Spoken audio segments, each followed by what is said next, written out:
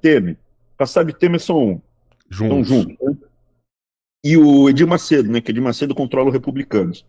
Ele convenceu essa turma que o Bolsonaro seria um ótimo cabo eleitoral para eleger quem eles quisessem. Olha, meu pai trabalhará para vocês. Vocês dizem quem vocês querem eleger e o meu pai vai ficar lá animando a torcida. É só isso, é só isso. Ele conseguiu convencer essa turma a não prender o Bolsonaro.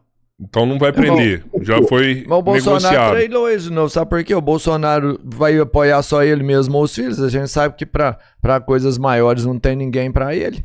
Então, perfeito, vamos lá. Olha, se você lembrar, o que aconteceu? Ele baixou a bola, chorou, falou que não, pai, somos amigos, acabou, sou você bonzinho. E com doce de coco. Chegou na eleição para prefeito, se comportou direitinho, pianinho, ficou quietinho. Se não fosse o Bolsonaro, provavelmente no segundo turno estava o Marçal, e não o Nunes. Assim como em São Paulo ele foi decisivo, pelo Brasil todo eu te digo, um monte de cada, em Curitiba também.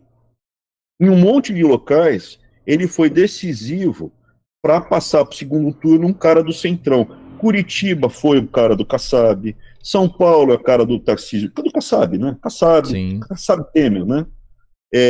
Pelo Brasil teve o irmão do Gilmar Mendes, então ele foi um elemento útil às pessoas que controlam a República. Ele não foi condutor. Qual foi o problema que surgiu? Estava tranquilo, ele não acabou, não vai mais ser preso. Eles conseguiram acomodar. Aí teve a eleição do Trump. Quando tem a eleição do Trump, o Bolsonaro abriu o olho e falou, opa, ficou guloso de novo. O Trump conseguiu voltar ao poder, eu também consigo. E aí estufou o peito e começou a falar, ó, Tarcísio não manda, quem escolhe o nome aqui em São Paulo serei eu, hein? Eu vou dizer onde é o nome, eu vou dizer isso, vou dizer aquilo, eu vou ser o candidato, eu. E foi para cima. Aí retomaram, porque existe a lógica dinâmica para a eleição e existe também problemas pessoais. O Bolsonaro, como ele tem comportamentos... ele é simpático, o Bolsonaro no trato, ele é simpático. Dizem que o Lula também é simpático no trato, como o Aldo Rebelo. Agora, o que acontece? Quando ele mostra a cara que mostra é muito ruim. E criou um monte de inimizades pessoais. Então, hoje o que o Bolsonaro tem de maior trava, lembrando que o Trump voltou, mas voltou cheio de aliados e cheio de grana. O Bolsonaro, não sei se tem a mesma grana, acredito que tem mais que quando foi da primeira vez, mas ainda assim não é o suficiente. E aliados, eu não vejo grandes aliados com ele, não. A base dele hoje é muito menor. Então, o que aconteceu Fora com o Bolsonaro? Próprio capital político dele, tá? Ele aqui foi também. pra cima. Inclusive, a Zambelli rodou hoje, hein? Rodou hoje. Ué. Tava pedindo dinheiro lá, pedindo Pix. 2 milhões. Vamos lá. Cresceu o olho dele, ficou guloso, ameaçou quem? Ameaçou o Tarcísio, se você lembrar. Tarcísio é Temer Kassab. E aí soltaram, falou, Alexandre, pode pegar de novo. E aí retomou. Tudo isso que vazou agora para retomar o processo dele, não tem uma novidade. Qual foi a novidade que apareceu para retomar o processo dele? Foi ele ter peitado e ameaçado o sistema. Eu vou ser o candidato, só tem eu. Não, eu serei o candidato. Ele tinha aceitado, ele tinha já... Dá um calar-a-boca nele ali. Tinha dado cala-a-boca. Então, veja, o que eu acredito. O Flávio, ele tem um bom trânsito para negociar isso lá em Brasília, com o Centrão, com esses líderes todos. E ele já sentou e já negociou de novo. Conseguiu, beleza, ele vai ficar quieto, ele vai ajudar, ele vai voltar a circular e vai eleger quem vocês mandarem. Se ele não fizer isso, ele vai ser preso. Ele será preso. Se ele sair fora da casinha e ameaçar uma eleição do próximo candidato, do Centrão, ou um candidato combinado pelo sistema, ele será preso. Eu acho que ele não fará isso, porque ele tem medo. Se ele fosse uma pessoa que fosse ameaçar o sistema, ele teria dado golpe. Sim. Estava na mão dele, por que ele não fez? Me dá uma luz aqui, então. O candidato que eles querem, entendendo que o Bolsonaro apoie seria o Tarcísio, então. O Tarcísio não é um personagem do Bolsonaro, não é quem o Bolsonaro quer. É quem Temer quer, é quem o Kassab quer. Seria o Tarcísio? Essa turma tem dois nomes. Tem dois nomes principais. Um é o Tarcísio e o outro é o Ratinho Júnior. O Ratinho? Ratinho Júnior. Ratinho Júnior Sim, tem força lá. Uhum.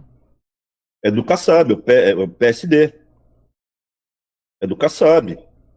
Curitiba foi Kassab. Ratinho Júnior, ele pode ser o nome e o Tarcísio também pode ser o nome. E o Lula também pode ser o nome. Por que o Lula também pode ser o nome? Dê um Google, não acredita em mim. O Kassab já foi ministro do Lula? Uhum. Chama-se pergunta retórica. É óbvio que já foi. É óbvio que foi. O Michel Temer já participou do governo do Lula? Ué, vice da Dilma, né? Diretamente, ué. Vice do PT. Você acha que seria um Já até problema governou de aqui, tentar olha, Não, pra pô, ele, não tem, não tem. Não Você acha tem. que teria problema de negociar o seguinte, a gente vai colocar um pangaré aqui para competir com você?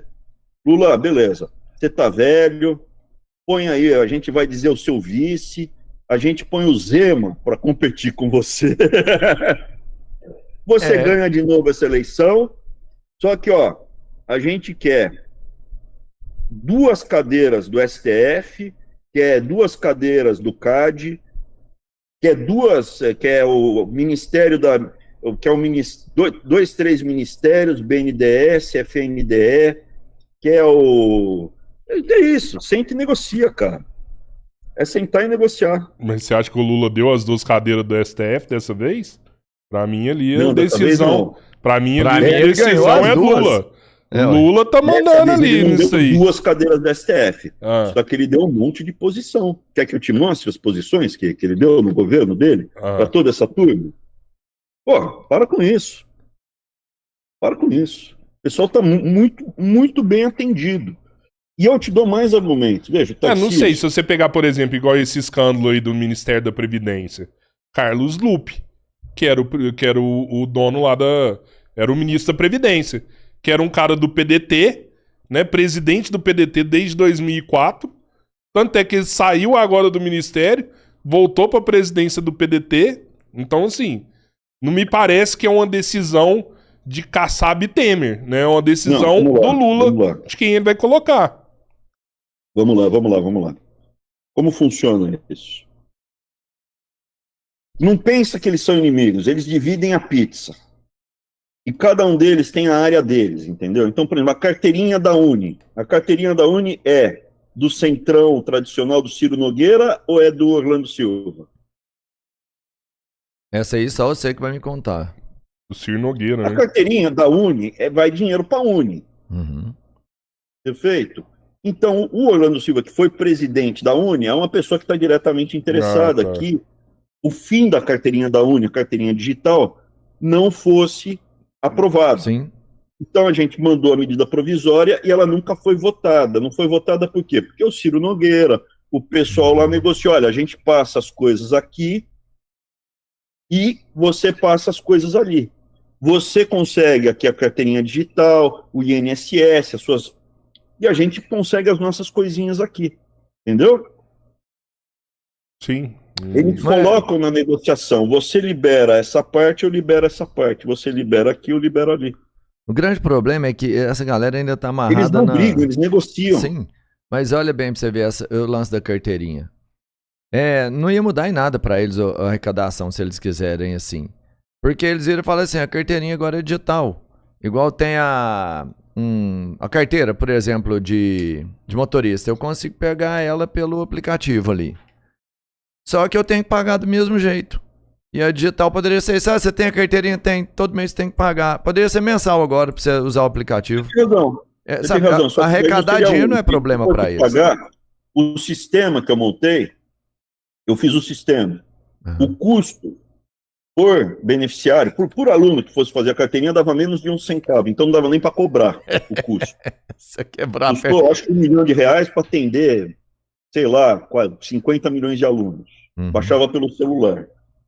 E para onde iria o dinheiro? Iria para o MEC. A Boa. carteirinha do jeito que é hoje é no papel e vai para a Uni. Vai pra quem Você tem imprime o ali, controle né? de quanto a Uni arrecadou de carteirinha? Não. Alguém tem esse controle? É um exemplo menor. Te dou outro exemplo. O Enem superfaturado. O Enem superfaturado, cada Enem custa em torno de 5 bi por ano. E, pô, quando eu cheguei lá, pegamos. O Enem superfaturado, está documentado. Pelo menos os 10 anos anteriores estava superfaturado em 25%. Tinha funcionário que ganhava 7 mil reais e ia trabalhar de Ferrari. Vixe. Está documentado. Vendia Muito bem. Avon, não? Por fora? Oi? Pra fazer... Vendia Avon por fora pra fazer um bico, não? Veja, entre outras empresas, quem fazia o Enem era a Gráfica Plural. Gráfica Plural é da família Frias, que controla a Folha de São Paulo. Eles têm um interesse que não tenha Enem digital, porque quando eu cheguei lá, eu falei, isso aqui é o seguinte, tem que fazer como é nos Estados Unidos. Você vai para um lugar que você programa a prova, você faz a prova, o resultado que você fez sai impresso como comprovante que você fez a prova e o gabarito, confere, né? Como era para ser a urna eletrônica, que você vê, é esse o gabarito, é aperta, imprime e você tem o resultado da sua prova, do seu exame. Como é aqui nos Estados Unidos. Só que isso, o custo é absolutamente ridículo. Você não tem que fazer a loucura que é o Enem nacional. Enquanto eu estava lá, eu consegui fazer já no primeiro ano o Enem digital. No primeiro ano eu consegui fazer um Enem digital. Com 2% dos alunos, depois 2 ou 3% dos alunos, e a gente ia aumentando. Era 3%, 9%, 16%, até chegar em 100%. Eu saí de lá, o que aconteceu com o Enem digital? Já era, né? Foi por água abaixo. Acabou. Fizeram no ano seguinte, depois, ó, não saiu em lugar nenhum. Acabou o Enem digital. Por que ninguém reclamou? E eles deram alguma explicação, assim, o porquê vamos finalizar algo que tá dando certo? Ninguém fala nada. É lógico, não saiu uma matéria. Você acha que a Folha vai falar mal disso? Você acha que a Globo vai falar mal disso? Você acha que algum parlamentar vai falar mal Não, disso? são eles que estão ganhando com isso, né? Pô, você tá louco. Mas sei lá, tem uma hora que deve ter uma imprensa paralela, né? Outras pessoas A gente falando. fala, estamos aqui presos na espiral do silêncio. Sim. Sim, nós. É triste Nós ouvir. falamos, É sabe triste. o que acontece, Cabeleira? Assim, ó. Aí você percebe, um amigo meu me falou isso ontem, não me lembro. Um discutindo uma coisa, outra discutindo outra. Sei lá, a CPI das bets, que tá na moda, todo mundo tá falando, porque foi bonito demais. Aí são pessoas que todo mundo quer ver da mídia. Aí outra tá falando do bebê que tá ali, de plástico. Ele falou assim, cara, eu não tô preocupado com nada disso. Tô preocupado com a fraude que teve no INSS, cara. Meu pai tá aí, trabalhou a vida inteira, meu avô, eu, meu filho. Cadê essa grana, mano? Sabe, são bilhões. Talvez a maior fraude, talvez o maior desvio de dinheiro do mundo. Não é o maior. Não? 6 bi. 6 bi, 6,3, né? Eu acho que já roubaram mais a gente. Já, não já? Mas olha isso, já, você vê. muito mais. Roubaram não, porque a gente teve que devolver tudo. Devolver absolutamente tudo. As pessoas que pegaram vão devolver tudo. Saiu tudo.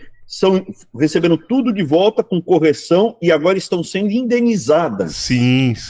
O Odebrecht recebeu tudo de volta e está sendo indenizada.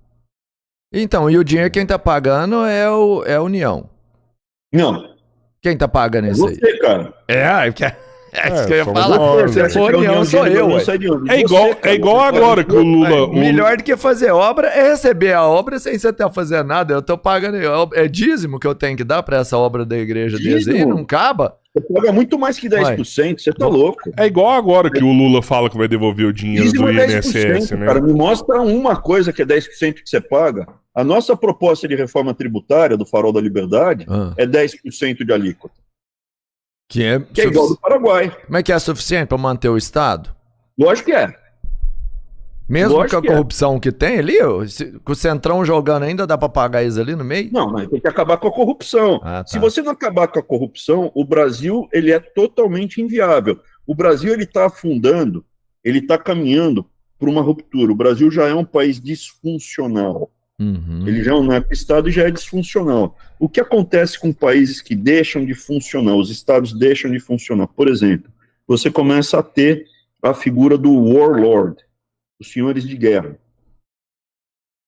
Quando você já não tem mais o papel do Estado, ele já não funciona mais, o principal papel do Estado é o monopólio da violência. Ok? Isso. Concorda comigo? 100%. Perfeito. Então, o único que vai exercer violência, controlar a violência e legislar sobre a violência, explicar como é o Estado. Quando o Estado não funciona mais, ele perde esse monopólio, não funciona mais, ele não exerce mais, e aparecem líderes regionais, onde era o território desse Estado, exercendo essa função. Não fica caos. O ser humano é um ser gregário, sempre aparece um warlord, um senhor feudal, um senhor da guerra, Na China tem vários exemplos, nas trocas de dinastia sempre apareciam um monte de warlords. Na Europa, quando cai o Império Romano, surge um monte de warlords ali. Um monte de warlords quando o Império Romano cai. No Brasil, você já tem warlords? O Alexandre? Não. Por exemplo, se você for para o Rio de Janeiro, você entra num território que visivelmente pertence a alguém. Certo. Está sinalizado, está pintado, está demarcado. E não é na favela, é já no asfalto. Tem alguns estados que você tem líderes regionais que falam, aqui quem manda, tal, e cala a boca, não obedece, não se mete, e vamos que vamos. Então, se o Estado brasileiro quebrar, eu acho que realmente está caminhando para o Estado brasileiro quebrar, vai se reorganizar de alguma forma. Ele vai se organizar, só que será muito ruim. Se você não acabar com a corrupção, nada funcionará. A legislação brasileira não permite corrupção. Um presidente que chega ao poder, ato contínuo, ele tem que declarar guerra à corrupção. Essa é a nossa proposta. Declara guerra à corrupção, ao narco-estado, ao crime organizado, e qualquer pessoa envolvida com o crime organizado, tráfico, está afastado. E você usa a legislação europeia para isso. Veja, em qualquer lugar do mundo, se encontrarem um cadáver, a arma usada para matar o indivíduo que é o cadáver, e minhas digitais dentro da minha casa, eu serei preso, né? Mas você tem um filme, você está vendo, encontrou material genético meu dentro do cara, eu estou preso. Você tem muitas evidências que permitem a minha prisão. Veja, um político, um gestor público, um juiz, uma pessoa numa alta esfera com um patrimônio de 5 bilhões de reais na pessoa física, sem atividade empresarial envolvida, com suspeitas de corrupção, ele está afastado. Nenhuma corte na Europa, nos Estados Unidos, vai questionar isso. O que a gente propõe fazer no Brasil é muito mais sólido juridicamente internacional do que o Bukele fez aí em El Salvador. E o Bukele pode viajar pela Europa numa boa, não é preso. O Bukele pode entrar nos Estados Unidos, ir para o Canadá e para o Japão, não é preso. O Bukele pode andar no país dele que ele não vai acontecer nada com ele, pô. Ele pode é andar lá, ué. Aqui tá cheio de pessoal da América Central. O Bukele é herói, não é em El Salvador. Em todos os países da região, Nicarágua, Honduras, todo mundo gosta do Bukele. O pessoal de El Salvador, que trabalha aqui nos Estados Unidos, voltou tudo para lá, cara. Mandaram dinheiro para lá, compraram casa, a economia está bombando. Então, veja, o que nós propomos fazer aqui no Brasil estava proposto. O presidente Bolsonaro não precisava negociar com o corrupto. O corrupto, você manda investigar patrimônio. Já tinha prisão em segunda instância. Quem acabou com a prisão de segunda instância foi ele. Então, o que nós tivemos foi um retrocesso muito grande no Brasil. O que a gente precisa fazer é retomar. Retomar com mais técnica, com mais empenho e com as pessoas certas. Se a gente fizer a mesma coisa do mesmo jeito, com as mesmas pessoas, o resultado vai ser igual. Então, o que nós estamos propondo no Farol é, olha, está aqui o plano de governo de 2018. Saiu aqui desse computador que eu deixei lá. A gente vai retomar, vai atualizar. Primeiro dia de governo, combate, quem tiver fortes indícios de corrupção está afastado. amplo direito à defesa, confirmado, perde 100% do patrimônio, não é que perde, é confisco alagado, é um conceito europeu, japonês, o Japão faz isso. Se você estiver envolvido com corrupção ou com a Yakuza lá, a máfia japonesa, você perde 100% do patrimônio, não é o que provaram que você roubou. Você inverte o ônus da prova. Então, veja, existe como fazer no Brasil, e já foi feito em um monte de países, a legislação está pronta, nós assinamos acordos internacionais com esses países para utilizar, então está tudo pronto. Um acordo internacional assinado vale mais do que lei, só não está acima da Constituição. Então está tudo pronto para fazer. Já está tudo desenhado. Agora, precisa ter vontade política. O Bolsonaro faria isso? Não, o Bolsonaro não vai fazer isso. Por que não? Porque o Bolsonaro hoje tem uma evolução patrimonial que gera um grande ponto de interrogação quanto à honestidade dele. O Aldo Rebelo fará isso? Não, o Aldo Rebelo não fará isso. O Aldo Rebelo trabalhou. O Tarcísio, não, o Aldo Rebelo, o Tarcísio, trabalharam com o Lula, trabalharam com o Temer, trabalharam com a Dilma, nos períodos dos grandes escândalos do Brasil. Não sei se daria certo aqui no Brasil, viu? Tem minhas dúvidas, assim. Até porque, Cabeleiro, sabe do que falou? Quando tem para fazer isso aqui, a gente já tem, por exemplo, indícios de autoria que são suficientes para você fazer o que você precisa aqui. Um dos casos mais famosos do Brasil... Isso é um Campari, ô Abram? Não, isso aqui Você é chá não de bebe bisco. alcoólico, né? Nisso, né? É chá de bisco. Tá parecendo um Campari, velho. Não, é chá de bisco. Eu sei que você não consome álcool. Eu consumo álcool, é meu irmão que não É consome mesmo? álcool. É, eu bebo. Caraca, velho. Aí agora já me deu vontade de ir passear aí na sua casa aí, ó. Agora eu já vou te visitar aí, pô. Eu achava que você não bebia, velho. E eu não posso nem zoar que Campari é uma bebida homoerótica, porque chá de bisco também é, né? Eu não gosto de Campari. Já provei uma vez, achei uma bebida ruim. Eu também não gosto, não. Muito, O Arthur muito não bebe, forte. eu bebo. Hoje eu bebi 2 tacinhas de vinho branco, que eu comi peixe. Mas é só uma parada social, assim, nada pra te tirar da lucidez, nada assim, né? O Robertinho, por exemplo, bebe, mas bebe pra sair do centro de lucidez dele, né? Fica doido. Que no meu caso não muda nada. Tanto sobra ou não,